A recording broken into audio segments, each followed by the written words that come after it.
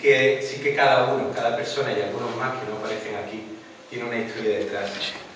Y es una historia triste, es una historia marcada por el dolor, por el sufrimiento, ¿no? Antonio, mi amigo, Antonio Soto, el autor de la exposición, diría que los cuadros son muy educados. Cuando te acercas a ellos y están en la exposición, pues ellos se presentan, ¿no? Y te dicen: mi nombre es Azul, mi nombre es Ana. Y ella diría: mi nombre es Nadia, ¿no? Y te contaría la historia, Nadia te contaría su historia, ¿no? Y diría: yo tenía 17 años cuando fui secuestrada por primera vez en Moldavia, y de allí me enviaron a Turquía a trabajar como prostituta.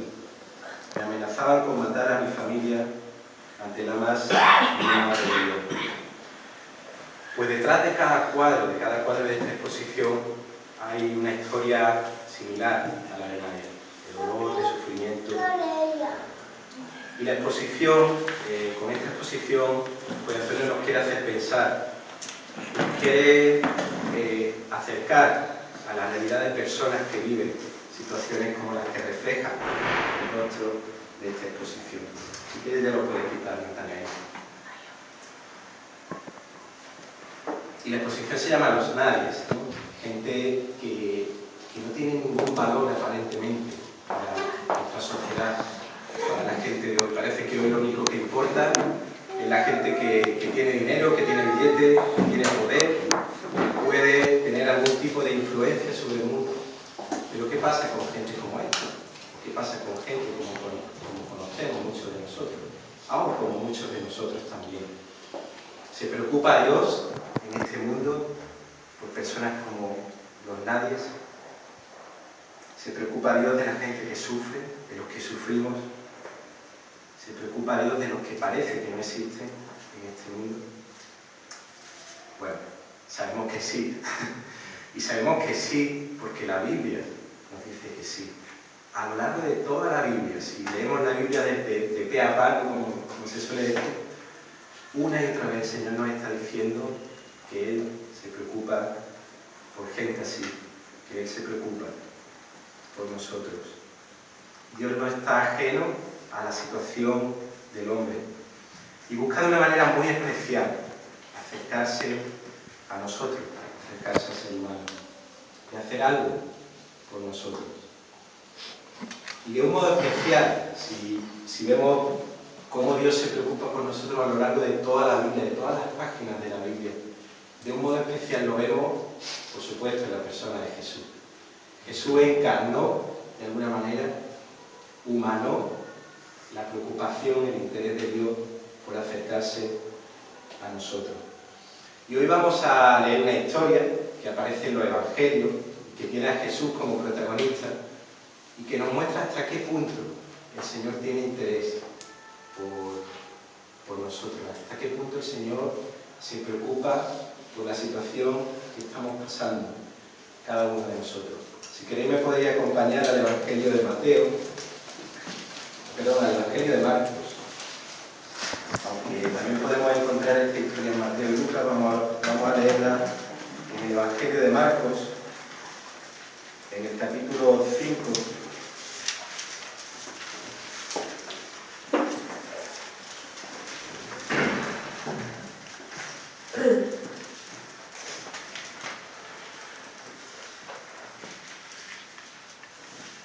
Y vamos a empezar a leer desde el versículo 21.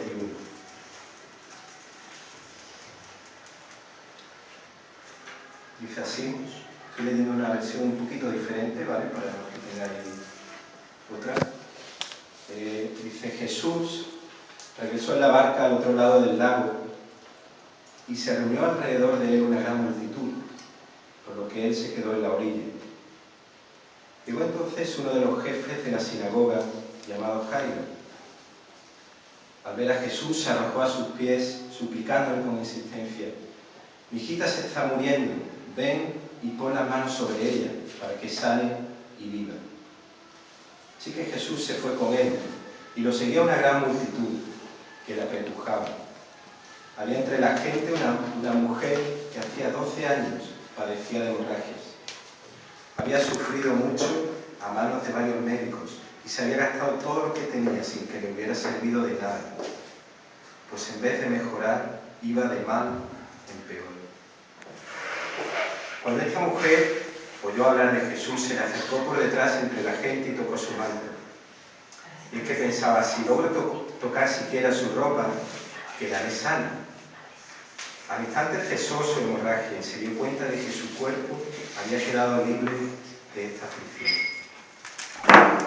Al momento también Jesús se dio cuenta de que de él había salido poder. Así que se volvió hacia la gente y preguntó, ¿quién me ha tocado la ropa? Y los discípulos le decían, Maestro, ¿ves que la gente te está apretujando y aún así preguntas quién me ha tocado?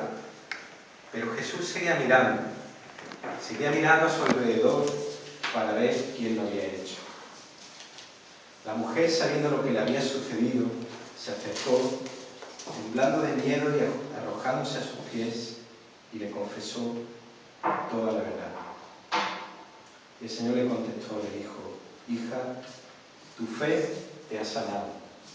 Vete en paz y queda sana de tu aflicción. Vamos a orar también para que el Señor nos ayude a escuchar su palabra, a entenderla y a tenerla en nuestro corazón también. Señor, te rogamos que tu Espíritu Santo pueda guiarnos hacia ti, pueda guiarnos hacia lo que tú quieres decirnos. Que tú prepares nuestros corazones también, Señor, y que podamos escuchar tu voz, lo que tú quieres decirnos a cada uno de nosotros. Padre, ayúdanos a recibir tu palabra. También, Señor, ayúdanos a guardarla y a llevarla también a la práctica como tú quieres, Señor. En el nombre de Jesús. Amén. Bueno, la historia sigue. Es una historia que sabemos que está como una especie de sándwich, ¿no? La historia empieza con Jairo, con un líder de la sinagoga, acercándose a Jesús y rogándole que fuera a su casa para que pudiera curar a su hija, que estaba gravemente enferma, estaba a punto de morir.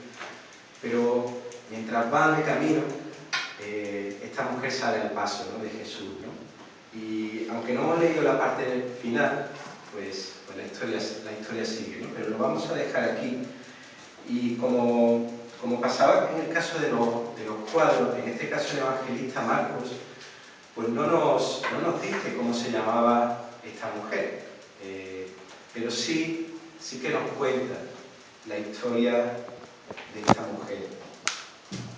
Y me gustaría que, y creo que es algo que nos puede ayudar mucho cuando leemos los evangelios, especialmente es imaginar lo que está sucediendo allí, hacer una imagen de lo que está pasando allí, ¿no? Como si fuera una película, ¿no? Como si pudiéramos ver en una película lo que está sucediendo, ¿no?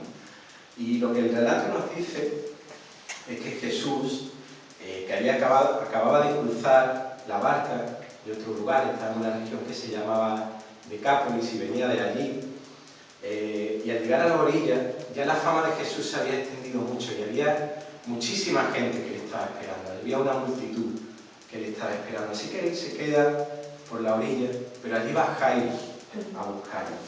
Llega el líder de la sinagoga y al ver a Jesús dice el texto que se arroja a los pies de Jesús y empieza a rogarle con insistencia: mi hijita se está muriendo, ven y pon tu mano sobre ella para que sane y viva, ¿no?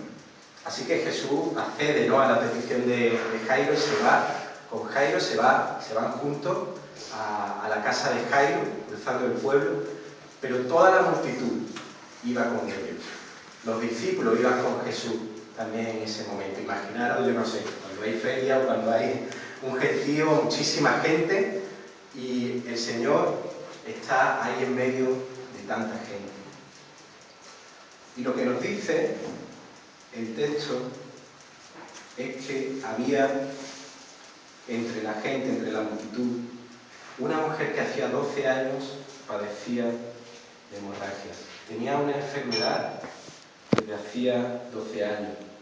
No sabemos mucho qué tipo de enfermedad era. En otras versiones veis que pone que estaba enferma con flujo de sangre Probablemente era una enfermedad causada por irregularidades en la menstruación, en la regla.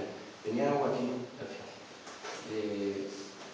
Que esta enfermedad, además de causarle un sufrimiento, un dolor físico a esta mujer, también en aquella época, sabemos por la ley, por el libro del Levítico, que hacía impura a las mujeres desde el punto de vista religioso.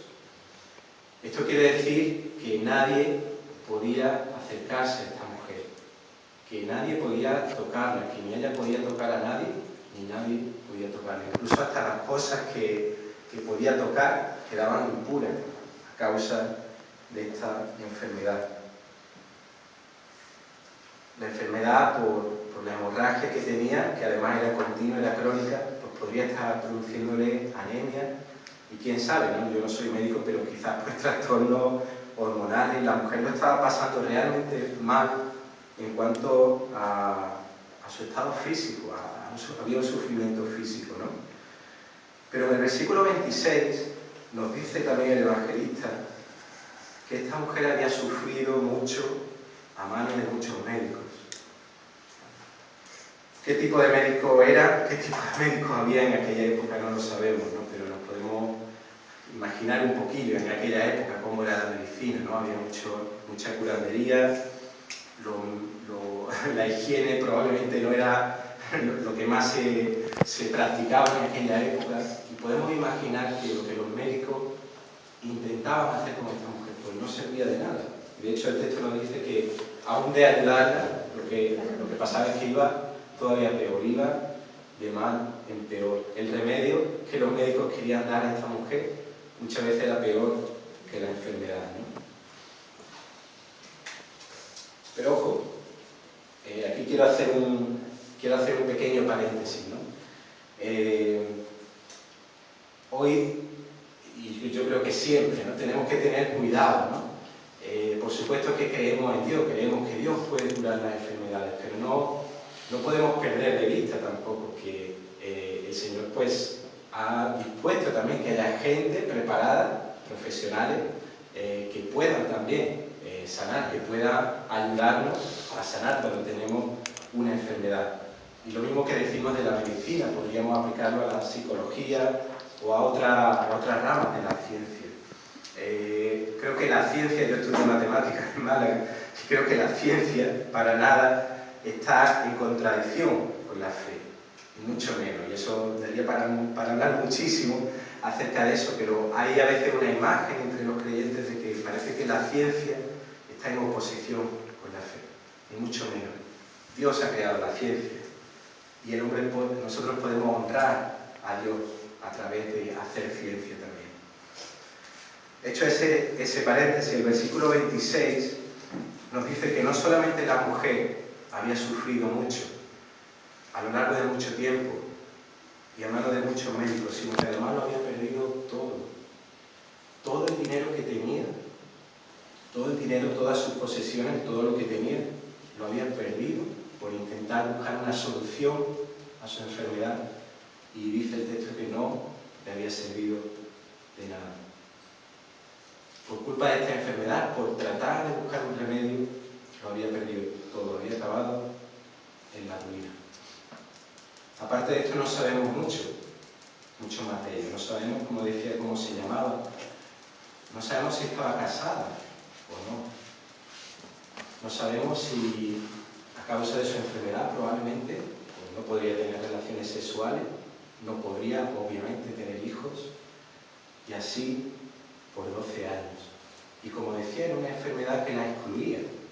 Era una enfermedad que la apartaba de la sociedad, que hacía que la gente la viera como una rechazada, como una nadie a los ojos de los demás.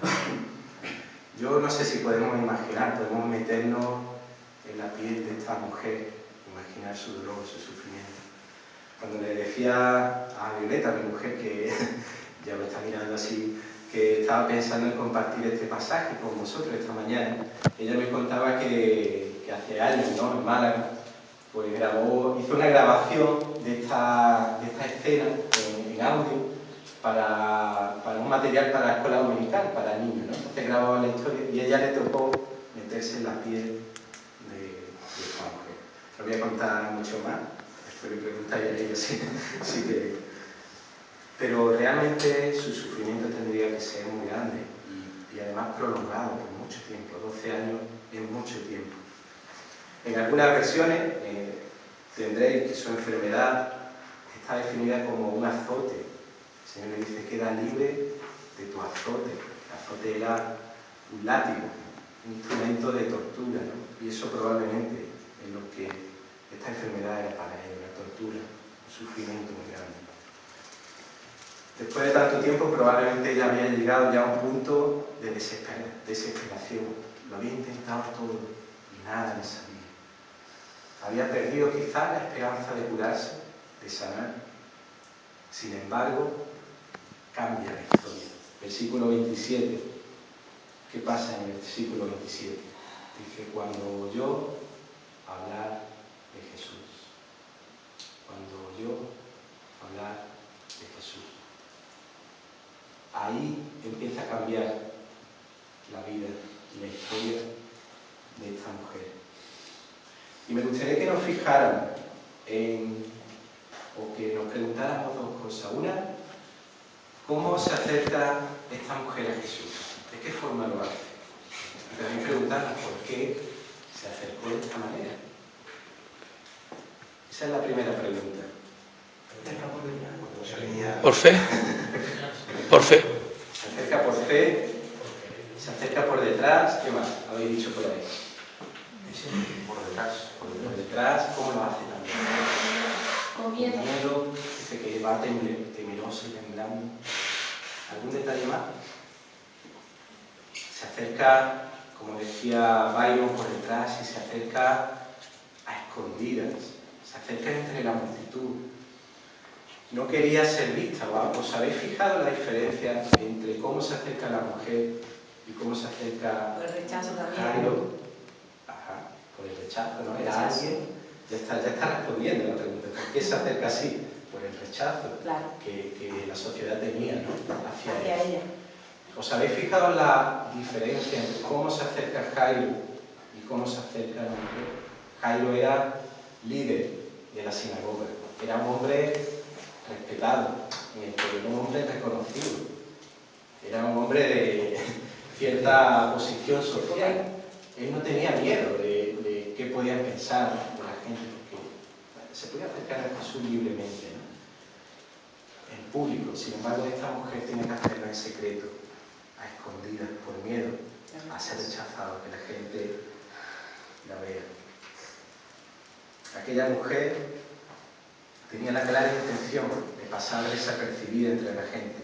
Su idea era ir entre la gente, quizá incluso podemos imaginar que iba casi agachada o restando en el suelo para poder acercarse a Jesús, y su idea era simplemente: a ver si me puedo acercar lo suficiente para tocar el manto de Jesús y que yo pueda ser sanada. Y se acerca con fe. Porque había oído del Mesías. Había oído de Jesús. Exactamente. Y el Señor al final lo reconoce. Eso también, ¿no? Y el texto nos dice que en el momento en que la mujer toca el manto de Jesús, al instante, una expresión favorita, ¿no? de Marcos, al instante se dio cuenta de que su cuerpo había quedado sanado. Versículo 29. Pero no es ella la única que se da cuenta, ¿verdad? ¿Quién más se dio cuenta? Jesús se dio cuenta también. Ella quería pasar desapercibida de todo, y quizás hasta de Jesús, ¿no? Que saliera poder de Jesús, como una descarga. Después os contaré una anécdota que me contó un hermano de Brasil, de unos bautismos. Ella quería que saliera una descarga de Jesús y ya se curara, ¿no? Pero entonces Jesús hace algo inesperado, algo que no pensábamos que podía hacer. ¿Qué es lo que hace Jesús? Se vuelve y pregunta quién la toca. Porque sabía que le hubiese tocado a alguien de verdad que le hacía falta curarse o algo, y esa fue no era el roce normal de la gente que estaba, sino vio que que era alguien que lo necesitaba. Ajá. Muy bien. Jesús se detiene, recordemos que iban deprisa. ¿A dónde iban? Iban a casa de Jairo, porque la hija de Jairo se estaba muriendo, estaba agonizando ya. Y Jairo era alguien importante, iban con él a curarla. Pero Jesús se detiene cuando nota que la mujer es sanada. Y se da la vuelta. Y empieza a mirar allí en medio de toda la gente y empieza a preguntar: ¿quién ha tocado mi ropa? Y ahora viene otra pregunta. ¿Por qué hizo esto Jesús? ¿Por qué Jesús insiste tanto en saber quién la había tocado? Porque al fin y al cabo la mujer había sido sanada, ¿no? ¿Qué pensáis? ¿Por qué Jesús se Para que detiene? dijera ella lo que ella le tenía, ¿no? A decir. Por algo se empieza. Lo que ella antes tenía era de la gente se apartara y eso, pues por eso yo creo que para esconder su enfermedad y su eso, no quiso decir que ella era la que le tocó, para que no hubiera ni rechazo ni nada aparte de Jesús hacia ella. Ajá. Vamos, creo. Muy buena respuesta. La tenía por aquí ya anotada. Ya me ha ahorrado un poco de trabajo. Muy bien. ¿Alguna idea más? Por la fe que tenía. Por la fe. Por la fe que se De la fe, por su propia fe, fue sanada. Entonces, Jesús sabía que por su propia fe, ella misma iba a decirlo públicamente ante los demás. No iba a tener temor, aunque vino escondida, se iba a presentar a los demás que la había sanado. Vuelve a salir la fe. Después vemos cómo Jesús reconoce la fe de esta mujer. ¿Otra idea? Jesús no actuó directamente en el problema, sino a través de la fe, al tocar su manto, él vio que salió poder de él y sanó, porque no fue él el que dijo sánate, sino que directamente Fue ella. la fe, directamente sin necesidad de hablar con Jesús, la sanó. Ajá. De nuevo, vemos la importancia de tener fe cuando nos acercamos a Jesús, ¿no? Hasta sin siquiera Jesús saber aparentemente que allí había alguien que tenía necesidad. Esta mujer fue curada, lo dice el Evangelio, ¿no? En el Evangelio de Lucas dice que el Señor se dio cuenta de que poder había salido de él. O sea, él se dio cuenta de que algo de poder había. Pero la pregunta sigue en pie. ¿Cuál es la pregunta? ¿Cuál es la pregunta? La pregunta era por qué Jesús se detiene, o sea, Jesús iba en su camino hacia casa de Jairo, ¿por qué se detiene e insiste tanto en saber? Él insiste en saber quién le había tocado el manto, quién había sido sanado. Para que se viese la gloria de Dios, ¿no? Ajá, bueno, muy bien, esa no la tenía aquí, pero muy bien, para que se viera la gloria de Dios, para que se viera público que en ese momento se había producido ese milagro y la gente lo pudiera ver también. Muy bien, Raúl. Sí. Pero también por probar a ella, ¿no? Por probar a la mujer, él sabía perfectamente quién le había tocado y quién era, pero él quería que públicamente esa mujer también reconociera delante de los demás que ella había sido la que le había tocado. Es que Jesús está ahí insistiendo a ver si ella ya sale de esa timidez o de ese rechazo. Muy bien. Sí. Yo pienso que para que el pueblo viera... Esto es lo que me pide a mí, que ya empiezo a hacer preguntas. Yo pienso también para que el pueblo se diera cuenta de que esa mujer había quedado sana y no fuera más rechazada. Sí, es lo que comentaba antes. Sí. Es una forma de que esa manera de que ella se sentía indigna, él devolverle la dignidad a través de su fe, porque si él ya sabía que había salido poder de él, por muy indigno que nosotros nos sintamos, tenemos que reconocer y aceptar el perdón, aceptar que hemos sido restaurados, si no, quien le dice a ella que no iba a seguir, aunque estuviera sana, rechazada durante toda su vida. ¿Cómo es tu nombre? Eli también. Eli, qué difícil. Yo soy Elisa. Elisa. Muy bien, también me has quitado la otra cosa que tenía escrita aquí. Sí. Muy bien, pues darle esa dignidad, ¿no? Muy bien, pues yo tenía básicamente dos respuestas, aunque dos respuestas que engloban varias cosas también. En primer lugar, esta mujer necesitaba, hemos hablado de que recibió una sanidad física, ¿no? Dice que esta mujer sintió cómo su cuerpo había quedado sanado, había quedado libre de esa aflicción. Había recibido una sanidad física. La enfermedad que tenía había sido curada. Fijaros que la enfermedad queda curada radicalmente, queda curada completamente. Jesús había sanado hasta la raíz del problema. Es muy bonita la versión Reina Valera, dice: la fuente de su flujo de la sangre se secó. O sea, aquello que estaba provocando la enfermedad se secó. Ya no había problema. Jesús había llegado hasta el origen de la enfermedad. No había puesto una tirita, no un parche, nada más. No era una cura superficial, era una cura profunda de esa enfermedad. Pero seguimos en el terreno físico, pero no bastaba con que la mujer pudiera ser sanada físicamente de su enfermedad. Cuando Jesús insistió en saber qué le había tocado, la mujer se acercó y se acercó temblando de miedo. Yo me imagino que no debió ser nada fácil para ella acercarse a Jesús en medio de tanta gente.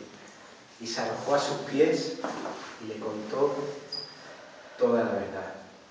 Podemos imaginar que esta mujer estaría entre lágrimas llorando también, confesando todo lo que había sido su vida y cómo había sido sanada en ese momento.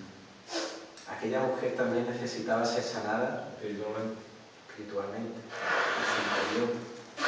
Su corazón también necesitaba ser sanado. De ahí nuestra necesidad también de acercarnos a Jesús para contarle a Él toda la verdad de nuestras vidas, para confesar no solo los pecados, nuestros pecados, aunque también nuestros pecados, porque cada vez me temo que confesamos menos nuestros pecados, pero a Jesús le podemos contar todo. Yo creo que una de las cosas que más me llamó la atención de Jesús cuando yo lo conocí, allí cuando era un chaval, es que podía abrir mi corazón delante de Él y contarle todo, sin temor a ser rechazado, sin temor a que un dedo acusador le iba a señalar, sin temor a ser condenado por Él, todo lo contrario. Yo me daba cuenta de que podía contarle todo, hasta las cosas más sucias, más que menos quería yo que supiera la gente, y el Señor me escuchaba, me aceptaba y me abrazaba.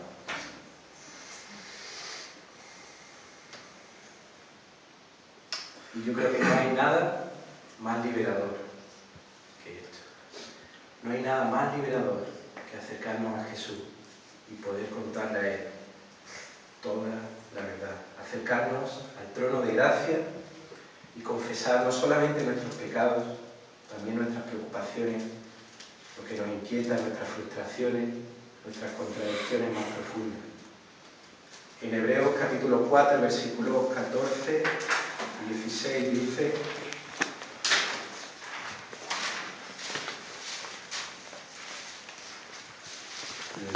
Hebreos capítulo 4, versículos 14 al 16, dice: por tanto, ya que en Jesús, el Hijo de Dios, tenemos un gran sumo sacerdote que ha atravesado los cielos, aferrémonos a la fe que profesamos, porque no tenemos un sumo sacerdote incapaz de compadecerse de nuestras debilidades, sino uno que ha sido tentado en todo, de la misma manera que nosotros, aunque sin pecado.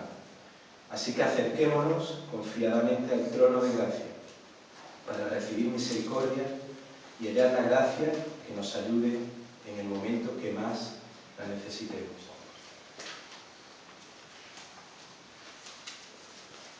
Así que esta mujer recibe una sanidad espiritual, una sanidad también en su corazón.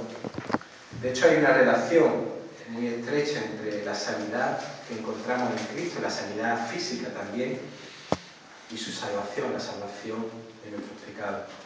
Y lo vemos también a lo largo de la Biblia. En este pasaje el evangelista usa 3 palabras diferentes aquí para hablar de sanidad. Pero una de ellas, la que vemos en los versículos 23 y 28, que de hecho en las versiones de Reina Valera puede aparecer como salva, dice: se salva de tu aflicción, se salva de tu azote, ¿no? Se usa en los evangelios en relación con la salvación que hallamos en Cristo. O sea, hay una relación muy profunda entre ser salvos de nuestros pecados y la sanidad que Dios quiere para nosotros también, ¿no?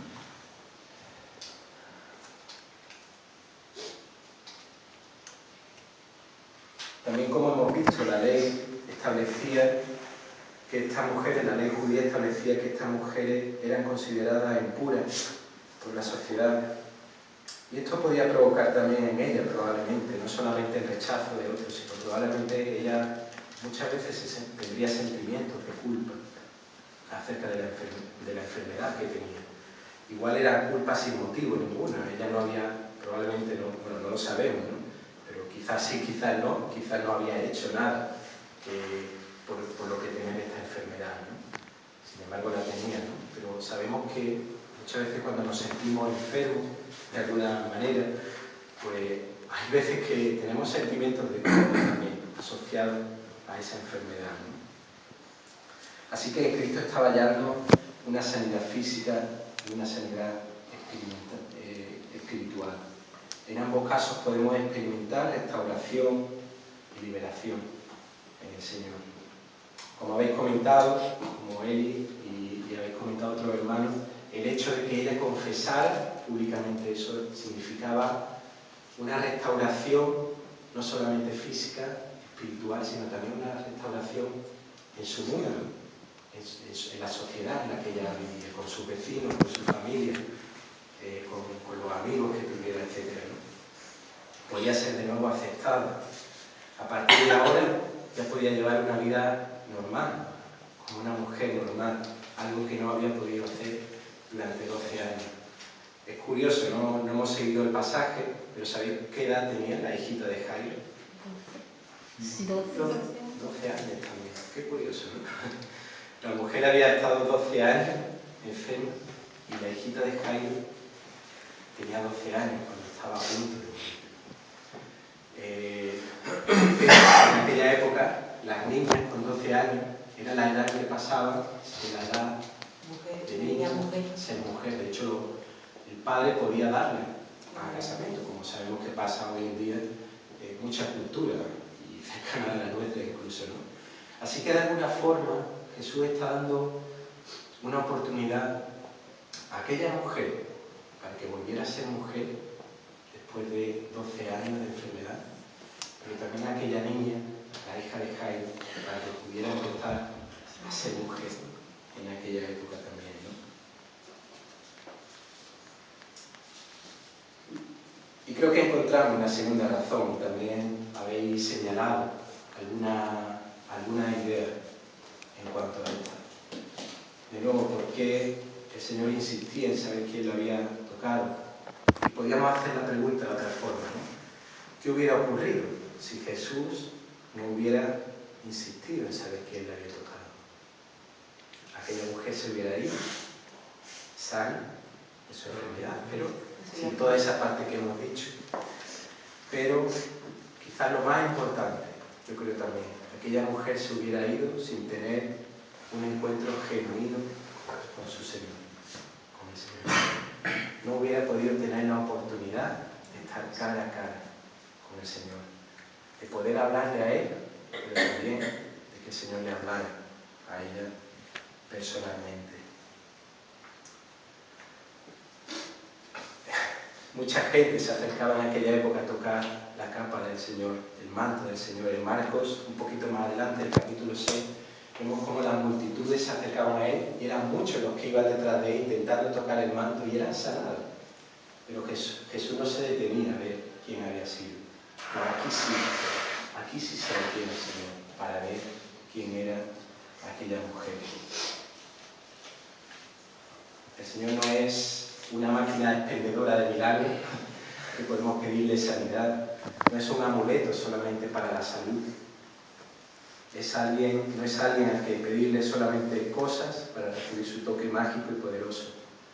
El Señor quiere tener una relación viva con nosotros, con cada uno de nosotros. Es el encuentro con Cristo que cabe destacar aquí también. Y no solamente que aquella mujer fue sana de su enfermedad. El Señor quiere, anhela conocernos, anhela conocerte, conocerme a mí, a cada uno de nosotros, tener una relación auténtica y genuina con nosotros. El Señor quiere saber quién eres tú, quiénes somos nosotros, y quiere ofrecernos algo más que las peticiones de nuestro corazón. ¿Habéis pensado alguna vez que el autor, el creador del universo, el autor de la vida, quiere tener una relación contigo, conmigo? De una relación superficial, tocar el manto de Jesús, pasamos a una relación profunda en la que la mujer se sincera con el Señor, abre su corazón y le cuenta toda la verdad. Pero no solamente eso, vemos cómo la mujer se tira a los pies del Señor, ¿no? Puede adorarle en un sentido, es un acto de adoración lo que la mujer está haciendo allí. El Señor permite de alguna forma que esta mujer se pueda acercar y le pueda adorar allí mismo. Algo que también había hecho Jairo desde el principio, pero eso sí de una manera mucho más libre. A la mujer le fue mucho más difícil expresar lo que había en su corazón y adorar a Cristo allí. Pero también, al igual que Jairo, tuvo la oportunidad de hacerlo. Esta historia nos muestra claramente que aquella mujer era importante para Jesús. Aquella mujer que estaba excluida de la sociedad, que estaba rechazada, que era una nadie, era importante para Jesús. ¿Se preocupa Dios por nosotros? ¿Se preocupa Dios por ti o por mí? ¿O soy uno más entre la multitud? Por supuesto que se preocupa por nosotros, pero por supuesto que se preocupa. Jesús no continuó su marcha hasta que pudo saber quién era la que le había tocado. Fijaros que en esta historia para Jesús tiene la misma importancia aquella mujer que Jairo, un hombre prominente de aquel tiempo, el líder de la sinagoga, el principal de la sinagoga. Ambos, como decía la hermana Elisa, tanto aquella mujer como Jairo tienen la misma dignidad delante del Señor. Para Cristo todos los seres humanos tenemos la misma dignidad, el mismo valor. No hay hombres ni mujeres más importantes que otros. El apóstol Pablo lo expresaría diciendo que ya no hay judío ni griego, esclavo ni libre, hombre ni mujer, sino que todos somos uno en Cristo Jesús. Este pasaje, como tantos otros en la vida, nos permite vislumbrar el corazón de Dios. Él te está buscando, Él me está buscando, ansioso entre la multitud, porque anhela encontrarse contigo, conmigo. Y por último, como también decíais, el Señor reconoce la fe de esta mujer. Y dice, al final, hija, tu fe te ha sanado. Vete en paz y queda libre de tu aflicción. Fijaos cómo la llama, hija. La recibe en la familia, la recibe como una suya. Y esta mujer puede recibir el amor del Padre a través de Cristo. Y recibe la sanidad, recibe la salvación a través de la fe en Cristo Jesús. Fijaros que Él le dice, vete en paz. Jesús nunca nos retiene, no le obliga a quedarse para decir, ahora que te he sanado te tienes que quedar para servirme, ¿no? Le dice, vete en paz, Eso me encanta de Jesús. Nosotros no estamos aquí, no le seguimos, no le servimos porque estamos obligados, porque pensamos que Jesús nos obliga. Estamos aquí agradecidos al Señor. Estamos aquí porque de verdad queremos servir y de verdad queremos seguir. Y esta mujer se va en paz, en una paz completa, una paz profunda y restaurada, con un descanso después de tanto tiempo de sufrimiento y libre de su aflicción.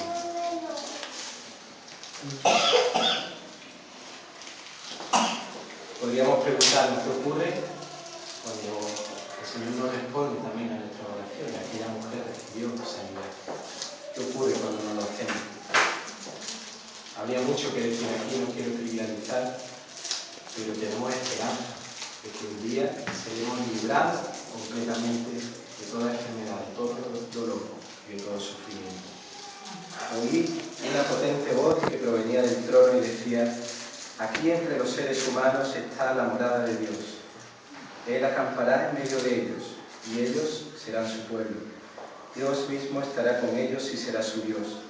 Él les enjugará toda lágrima de los ojos, y ya no habrá más muerte, ni llanto, ni lamento, ni dolor, porque las primeras cosas han dejado de existir. Apocalipsis 21, 3 al 4. Nosotros, como Iglesia, necesitamos ser también sanados por el Señor. Y cada uno de nosotros necesitamos ese encuentro genuino con el Señor. Un autor, Philip Yancey, dice: la gracia es para los desesperados, para los quebrantados, para quienes no se bastan a sí mismos. La gracia es para todos nosotros. En segundo lugar, la Iglesia, nosotros estamos llamados también a reflejar la gracia, el modo en que Jesús actuó con esta mujer. Jesús nos llama a mirar al mundo con los ojos sanados por su gracia. Ser una comunidad que siempre tenga lugar para aquellos que son rechazados por la sociedad. Y hablar a otros de Cristo. La historia de esta mujer cambió porque oyó hablar a Jesús. Que el Señor nos ayude a hablar a otros de Jesús y a reflejar su gracia a otros. Amén.